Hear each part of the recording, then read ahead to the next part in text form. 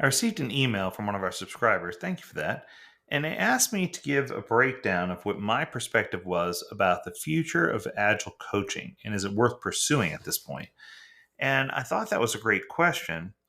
And the easiest way for me to explain this is there's always going to be a need for agile coaches as long as you focus on the right accountabilities. I think too often we have coaches who are focused solely on the traditional responsibilities of a coach and they don't dig deeper to figure out what they need to do. The truth is, most organizations now who are practicing Agile have multiple teams working in some type of department where they are trying to build the optimum product or service in an Agile way. And they have a lot of figuring that they need to do. And the problem becomes when you're trying to create valuable products, sometimes teams start falling over their own feet. Let me explain what I mean by that. When you first started Agile, it was a journey to find a better way to create products or services. You've had 20 years now to try it. It's expanded to include all kinds of different things from all different venues and genres. It's not just about software anymore. However, majority of teams that are doing this have found things that work and things that don't work.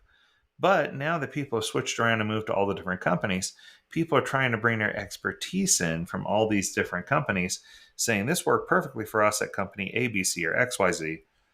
When in actuality, that's great, but it doesn't tell the whole tale about what we need to do at the company we are currently working in. Because what's good for one may not be good for the other. So, how do we determine what coaches help organizations to do? Well, let's break down a definition of a coach. So, I went and did some research online and I found this. A strong agile coach identifies each person that plays a role in creating the product experience or service experience. They understand how the organization creates, adds, or improves aspects of the product from conception all the way through to release, right? So you need to know everything from ideation, hey, I got an idea, I think we need to do something, all the way through to, hey, let's get this product or service to market. A strong coach removes silos and fosters collaboration, cross collaboration across the teams. And they make sure all the teams are T shaped, right? And not I shaped. They help leadership understand their role in bringing focus by establishing inspiring goals to rally behind and by focus on outcome driven road mapping and outcome driven or vision and strategy driven product and service design. I think that's so important where we talk about ideation and we talk about discovery and the things that are important to get the right product or service to market. A strong agile coach improves time to value, time to learning, and time to pivot, whichever one is necessary based on the situation you're in, right? You need to make sure you are good at calling out and saying, okay, this is where we are and this is where we need to be. And a strong agile coach helps build a new organization that enables people to collaborate and create value effectively and efficiently. I think that's strong, but what else is expected of an agile coach? Because those are all responsibilities. Let's talk about the accountabilities now.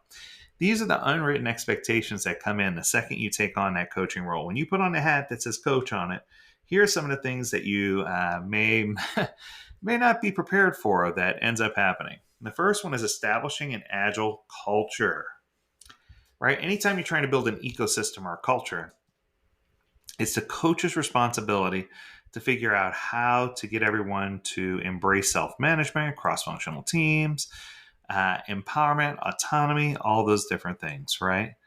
And I think that one would think over 20 years, oh, we'd have this down, but we don't. And the problem lays in many different areas. But the first thing that they need to do is they need to build a good relationship with leadership because leaders have certain things that they expect to see or certain milestones or KPIs that they expect to happen. And I think that sometimes we as coaches come in and we don't necessarily, I don't want to say survey, but we don't get our head around all the things that leadership expects. And we go in with a set of, oh, this is what the last set of leaders expected, and we deliver value in those things, but it may not be what these leaders need, want, or desire. So you need to make sure you have your thumb on the pulse of their needs in order to make sure you're doing the right thing as coach. The second one caught me off guard. A strong agile coach needs to have a relationship with HR to help build that ecosystem or culture. And what do I mean by that? Whether it's talent management, human resources, whatever you want to call it, it is important for the coach to have a relationship with them because they need to help when we're trying to find the right people, let's save time and energy and make sure that the people in the talent acquisition department thoroughly understand what we're looking for so that they can help us foster employee engagement and empowerment. Put together learning and development practices so that we can have good training internally. Of course, their main focus should be on recruitment and onboarding and making sure that they're fostering an agile culture within the organization. Well, the next thing that I want to talk about is kind of off the beaten path. A strong agile coach understands that even though this might be called the same thing by the same name, that it's not coaching or agile coaching by name in name only. That there's so many people say, oh, well, a coach does X, Y, or Z, but they don't necessarily get into the what should a coach really be doing in the organization. And there's so many people that call themselves, quote, self-proclaimed agile coaches. Of course, I'm an agile coach. I've helped successfully implement ABC. It's like, ugh, right? It just makes me cringe. It's cringeworthy. So I think part of it is helping. If we want to help the world to change, we need to make sure that we don't just, quote unquote, call everything agile coaching. We can't just keep pushing everything into the square hole. We need to make sure that we identify when things are different shapes, different sizes, different scopes. And we need to make sure that we as coaches are helping organizations form patterns that are going to create ecosystems and environments where Agile can thrive. So are those first things that I mentioned relevant? Absolutely, because you still need to do those responsibilities. But I think the accountabilities that I talked about after are probably far more important than what you've seen before. That's going to do it for today, and I hope that you enjoyed this assessment. If you have a question or a comment or a topic or something you want us to talk about, feel free to reach out to us. Learn more at AgileDad.com. We'd love to hear from you. As always, we encourage you to stay healthy, stay well, and stay agile, my friends. Until next time, do take care.